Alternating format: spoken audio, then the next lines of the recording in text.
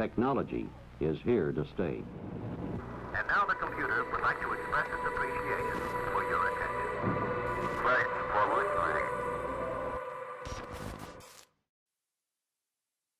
/. Welcome, church. This is week 2 of the Reset, and we're having catch conversations with Laura and Dougy today. So welcome, Laura and Dougy. Thank you. Thank you very much. We're pumped to be here. So great. So I think before we go any further, Lottie, we need to address the elephant in the room. There was a moment there when you were preaching away a great message where you just struggled to turn the page. Is that something that you've had issues with before? Or No, I wouldn't say it's something that I've had a long-standing issue with. Today, the pages stuck together. I've never had that happen before. And then the whole time in my brain, I'm going, you know, because it's just like if you lick the end of your finger and it sticks and you can turn. I'm thinking, don't lick my finger, don't lick my finger. And then I just could not turn that last page. So yes, I'm sorry to all the parents who have been telling their kids, keep your hands away from your face. And here I am. So anyway, we got there. Maybe Sam's edited that out and this bit doesn't make sense. Or maybe he's drawn greater attention to it to show off my failures. maybe he circled it in the video. All right, enough of that. We had a conversation today, resetting. The picture I used to describe it today was about the jewel in the gem in the piece of jewellery. What kind of thoughts does that bring to your mind? Well, definitely, I instantly think of a brooch with a massive stone in it, a jewel.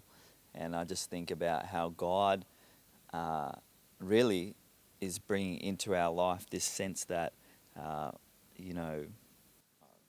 like we're valued.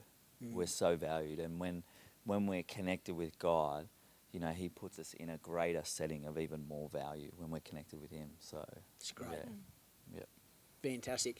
Okay, so two-way conversation, not an interview. Any part of the message that particularly stood out to you, or any part that raised some questions that you'd like to dig further into that C could potentially answer? I absolutely loved the 4 things that you can't outsource. I thought that was absolutely brilliant. I just think it shows that you're personally responsible for your own life and that you can't blame anyone else, but you've got to live a life with conviction for your own life. And I was just thinking about that for you guys. You live such a busy life with so many things you're responsible for. And I was wondering number one, how do you prioritise fun within your family? That's one thing I thought, that's a pretty cool thing that you can't blame anyone else, but you've got to choose to live right. So how do you prioritise that in your life? I'd love to know. Great question. Go for it. Well, I just think fun is actually a necessity in our life and with our family. We love our kids. We love being around them. And so fun and laughter, it just brings that whole joy into the household. Whether you're inside the house, down the beach, on a drive, playing a board game. But for us, we are quite intentional about having dinner together and playing a game. So one night during the week, we'll have like a family dinner night and it's games night. Includes dessert. Food is always good. But fun is very essential. And laughter is a thing in our house. Like, I'm not naturally a funny person. Lottie is a very funny person. So we just love laughter. We love joy. We love fun in the home. I had... my natural tendency is actually to be intense. And you see it come out sometimes in my preaching. I can't help it. Like, I get excited. And so I have to really... make an effort to just dial down that intensity in and around the home and really promote just the energy of what that described is fun. And I get this from my dad. So, Dad, if you're watching, if this is something to blame you for, it's definitely you. But I'm naturally a teasing person. I love that in the Aussie nature. I tease those I love. Beware the person who's only ever polite to you. And so in my home, this is how the fun starts. Yep. And then next thing, He loves you a lot. Yeah, well, it starts that way with a little something, and then it'll always end up with either in a wrestle or something along those lines, and tomfoolery.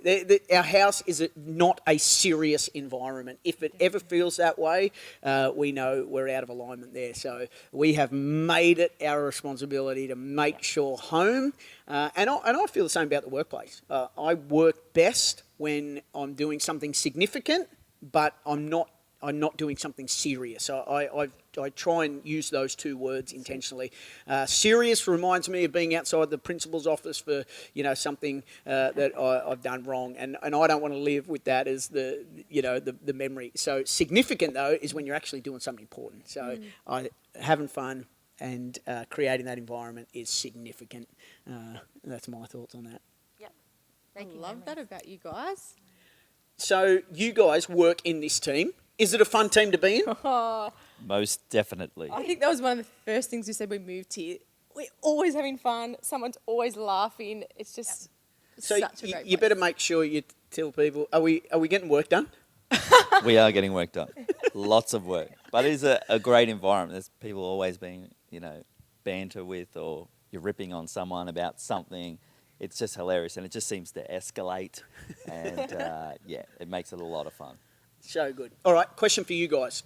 Yep. No one in particular. You both can have a go at answering it. Out of those four things, or three things, because we've talked about fun, faith, family, friendships, or even fun. Were you personally challenged Yeah, by any of those? Most definitely. I think friendships was one that really stuck out with me while you were speaking about that. I was just thinking about the friendships that I've had across my life, and in moving to different locations and different churches, you build new relationships, new friendships that are quite deep with people as you do life together.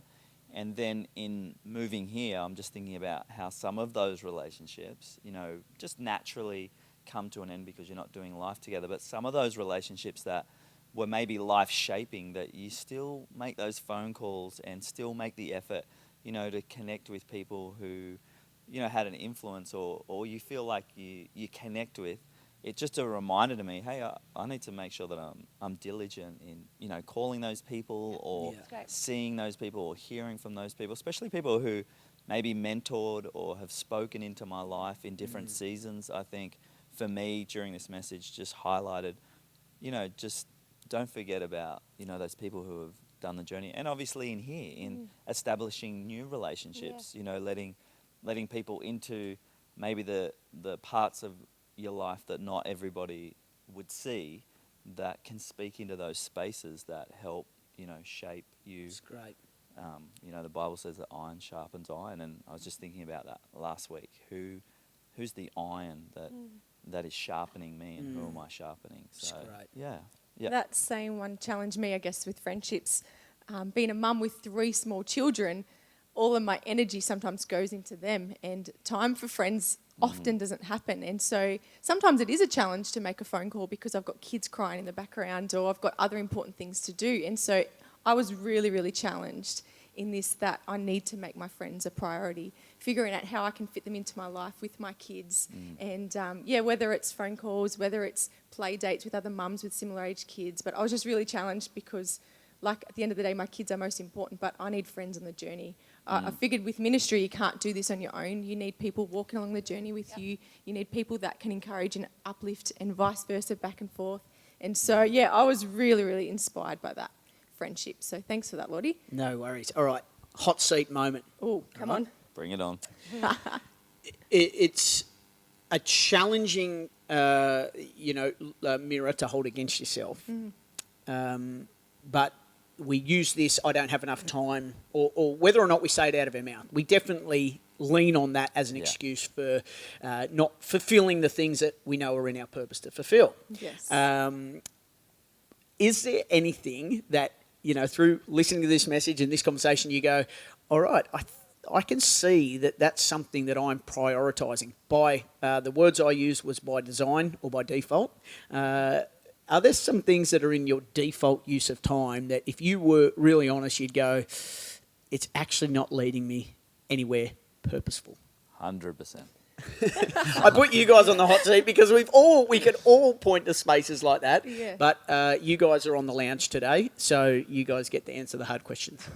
That's all right. We'll flip it back to you in a moment. So, I think one that I thought of was like Netflix and just TV. Like sometimes at night, you know, in wanting to unwind or whatever, you'll watch something, but it just ends up, you know, watching a few more things than what you thought. You get into bed late, and then you lay in bed, and I think, oh, was that like the best use of my time? You know, is that really like living a life with purpose, or could have I done something better with that time?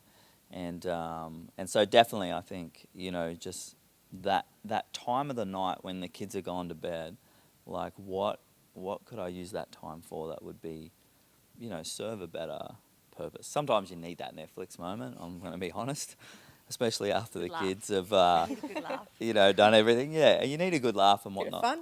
But if it happens every night, you know, with a packet of Doritos, then that's Or a not block of something. chocolate. Or 2 blocks of chocolate. Who knows? Let's be honest. Then I think about that, and I'm like, maybe that wasn't the best use of my time. So I don't know about you, Laura. Yeah, I've definitely said those words. When I have time, I will do this. When I have Yeah. time, we've all said that, right? Yeah. And definitely in this season, I'm challenged because we have so much time at the moment. And I think my biggest time killer, as most people would say this too, is social media.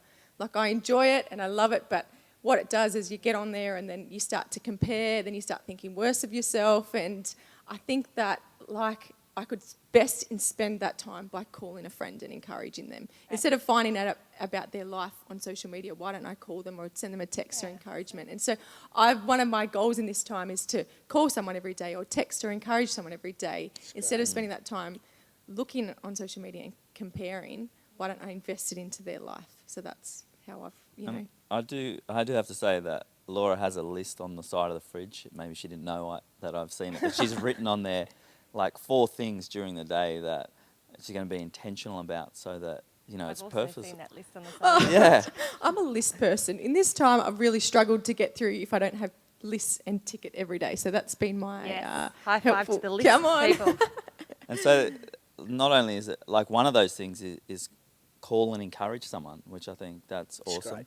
Yep. But there's like personal ones on there, like Some fitness 25 goals. push-ups, Don't tell anyone. Fitness that. goals. 100 push-ups. 200. Come on. We're talking real. So yeah, it's awesome Great. to see that. You know, We need to throw purpose. back that question to you guys. Yeah, it's I good. was Good, just good hot seat thinking- answer. Yeah. With that question about the time in today, because we have so much time, what are we going to best do with the time that we have? Yes. Yeah. So we can flip it around instead of thinking, I don't have time to that. Well, I do have so much time, but how am I going to best use my time today? Yeah, great question. So are you asking this? What is something that you've always said you would do if you had more time? Lottie And and C, what You would guys you are on guys the do? hot seat. It's your turn. It's your turn. Come What on. would you do if you had more time? What's something that you've said or something that you've thought about that you love to do? Okay, so if I was asking this question, I would say, all right, through this season, you've had an opportunity to do a bit of a reset. We're going to go back to normal soon. Yeah. What is your new normal going to look like if you're going to take advantage of changing the pattern? And for me, I'd say one of the most enjoyable times that I've had through this change of season is the time that I've been going home from work in the afternoon. I think C would agree with this. Yep. I've been leaving home. I've been leaving work earlier than I normally would. I can change the It's been time wonderful. I start Love the it. day a lot easier, and so I set it up so I can leave in the afternoon. I've been coming home, and almost every afternoon when the weather's been good, we've been doing something together as a family. We got 4 children, so not all of them are always involved, but we go up to a tennis court that's near our house. We go down the beach, take the dog down the beach. That for me has just been so personally enjoyable. So my takeaway is going, I'm going to give myself to that space without thinking I should be in another space. That's awesome. Yeah. Yeah, so good. Well, same question for me. I would really love to be able to read more without falling asleep. So most commonly, Lottie would pull the book off my face. So that's just aside from any devotion. But at the end of the day, just to read something that's inspiring or encouraging, something that may be challenging, but then just a novel at the end of the day. I'd love to have a season of being able to read a little bit more. But I understand that there are seasons in your life, and maybe this season is not my reading season. But I'm going to try, and with the time that I have, to make that a priority. That's awesome. Yeah. So good, so good. Fantastic. Well, look, it's been great spending some time on the couch with the Dougies. Thank you for the incredible people that you are. Thank you for all that you contribute to the people of Lifehouse Church and beyond, to the young people of Coffs Harbour and beyond. We absolutely love you guys. Thank you for spending some time honestly answering some of these questions and sharing your heart. And God bless you, Lifehouse. Thank you for sticking around and joining us for chat time. I hope in your care groups or connect groups you're able to further discuss some of these questions as well, and let's all come out on the other side of this with a new normal that's reflective of the life purpose that God's given us. Amen. So good.